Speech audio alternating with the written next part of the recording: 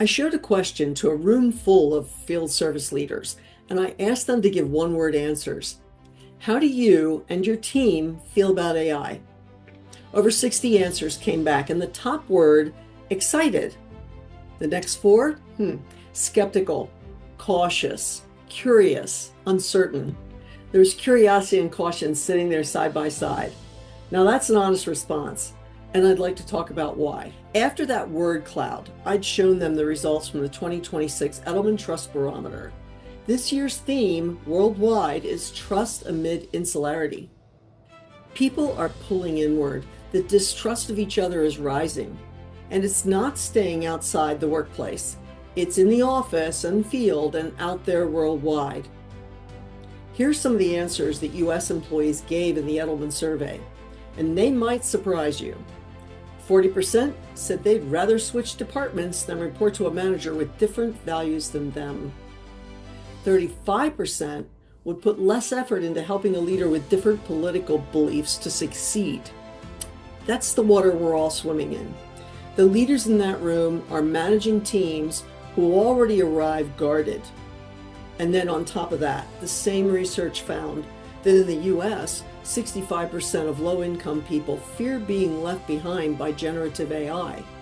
The distrust of generative AI, though, lowers as income climbs.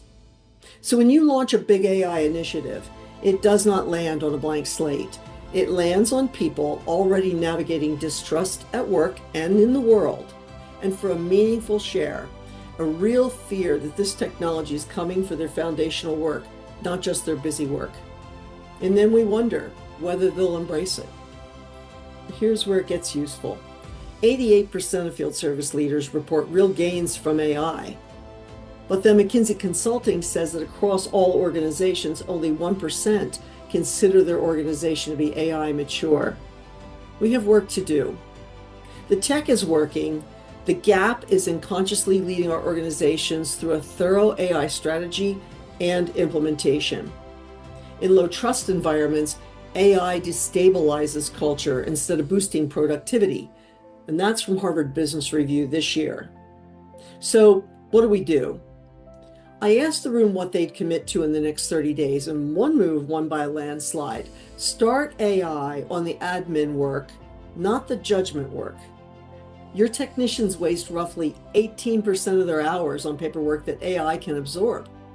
Pilot there, prove it. Free your people for the judgment-heavy work that only they can do. Now, here's the part that gives me hope. Only about 13% of empathy, creativity, and social influence is AI replicable. The other 87%, it's human. Your technician's judgment, the call that they make on a job site when the manual runs out, that is your competitive advantage. And the workforce told Edelman that what would help them trust through this were things like name what unites them, build teams across differences, train them in constructive dialogue. That's leadership work. It's the precondition, not the afterthought. Because AI does not have a nervous system. It has no stake in the culture that you've spent years building. You do. That's the 87%. Lead it well. I'm Laurie Battaglia. That's your leadership lesson. Share it with a leader who's figuring out this whole AI thing, and tell us the one move that you're making this week.